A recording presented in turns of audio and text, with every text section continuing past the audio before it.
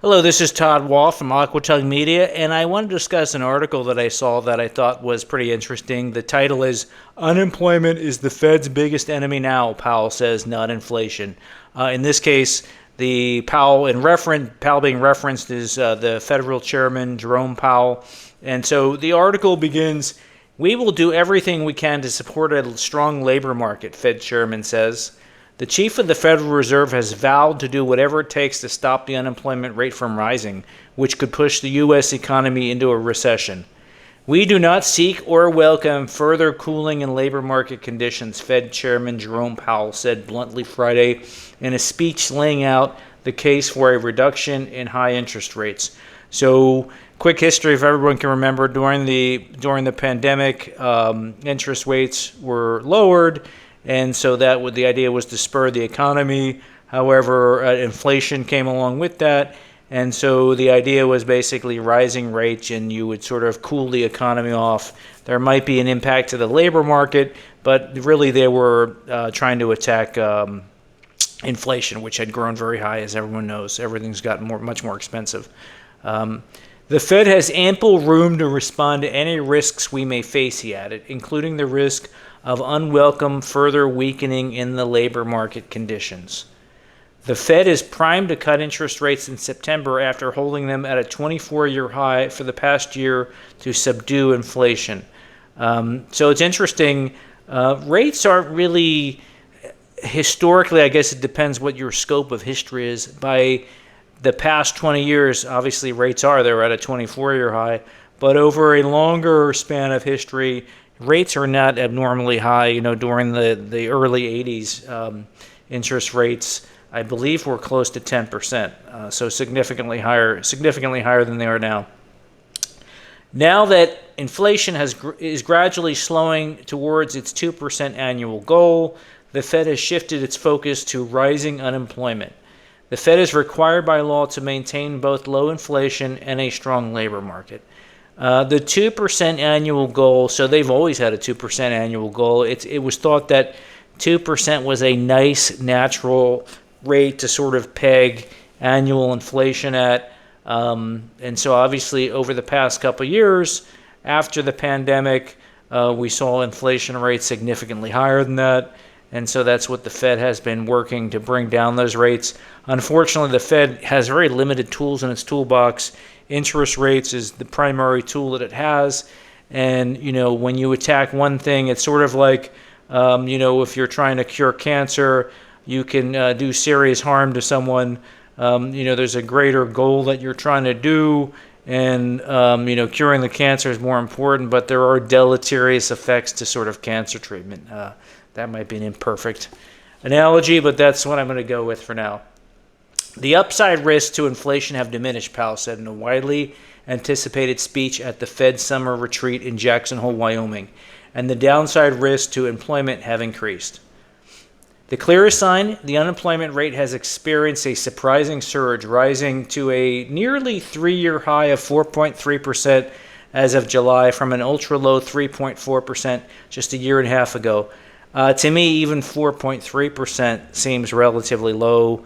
I mean, obviously, if you're one of the people who are unemployed, unemployment's going to seem very high. But I think objectively, unemployment rates are relatively low, even though they have risen. I think we've seen them in the past, closer to double digits. So I think overall the economy is still doing a pretty good job in terms of keeping people employed. Already, the jobless rate has exceeded the Fed's year-end forecast for 24, 25, and 26. We are not just fighting inflation now, Chicago Fed President Austin Goldsby said in an interview with CNBC. There are concerned warning lights from parts of the jobs market. Other measures of the labor market, such as employment increases and job openings, have also softened considerably. Last week, the government said the economy had created 810,000 fewer jobs than previously reported from the spring of 2023 to the spring of 2024. I saw that headline. It's interesting. I didn't read that too much, but apparently the government keeps these statistics, and they just came and said, oops, we've been compiling these statistics wrong. We made a mistake. and by the amount of 818 fewer thousand jobs than we had previously tabulated. I don't know how that can quite happen. It's interesting. Inflation is now taking a backseat to the labor market, said chief U.S. economist Ryan Sweet of Oxford Economics. The Fed will not tolerate more increases in the unemployment rate. Unlike past Fed chiefs, Powell has placed great weight publicly on the benefits of a low unemployment rate during his tenure as chairman. He's taken special pride in an improvement in labor conditions among minorities and in less well-off parts of the country. In the years just prior to the pandemic, we saw the significant benefits to society that can come from a long period of strong labor market conditions, he said. That's interesting. I'll continue. Low unemployment, high participation, historically low racial employment gaps, and with inflation low and stable, healthy real wage job gains that were increasingly concentrated among those with lower incomes, Powell said of the benefits from a strong labor pool. The Fed chairman stressed the jobs market is still in fairly good shape. He pointed out the increase in unemployment mainly stems from more workers entering the labor force and a slowdown from the previously frantic pace of hiring. The number of people losing jobs or getting fired, he noted, remained remarkably low. I'll continue. So far, rising unemployment has not been the result of elevated layoffs, as is typically the case in an economic downturn.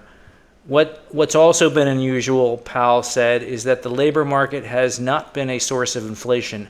Past episodes of high U.S. inflation have often been driven by a tight labor market and rising wages. Big picture, Powell basically takes great pride in the fact that labor conditions, by their calculations, by their estimations, have been pretty strong during his reign.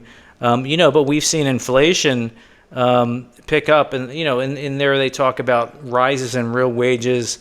I would have to look at the statistics to really kind of understand what the rises in the real wages have been. I know at a headline level, real estate prices have certainly exploded. Over the past few years, they've calmed down recently, but they're still elevated from where they were previously. When you have this inflation, it's not like it goes back down. You have inflation, the inflation can remain zero, but then prices stay at sort of the new elevated level. And so I think that's kind of what's happening with real estate. People keep anticipating, talking like the real estate market's going to crash. That's not going to happen. We have a strong labor market, but if young people can't afford to buy homes, it's not strong enough, or something needs to be done. So it seems like a lot of this low interest rate has really benefited, asset owners, whether you own stocks or real estate over the past 20 years.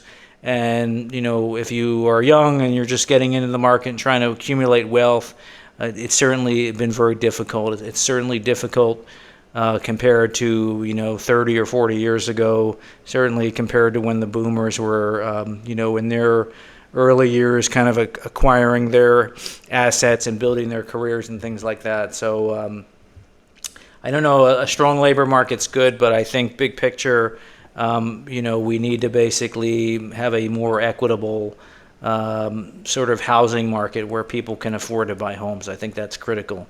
The article continues. Powell has vowed the Fed will do whatever it takes to keep employment levels high. We will do everything we can to support a strong labor market, he promised. So that's the article. I would be interested in knowing what anyone thinks. Please leave a comment in the comment section below. And if you could, it would be great if you could subscribe to the channel.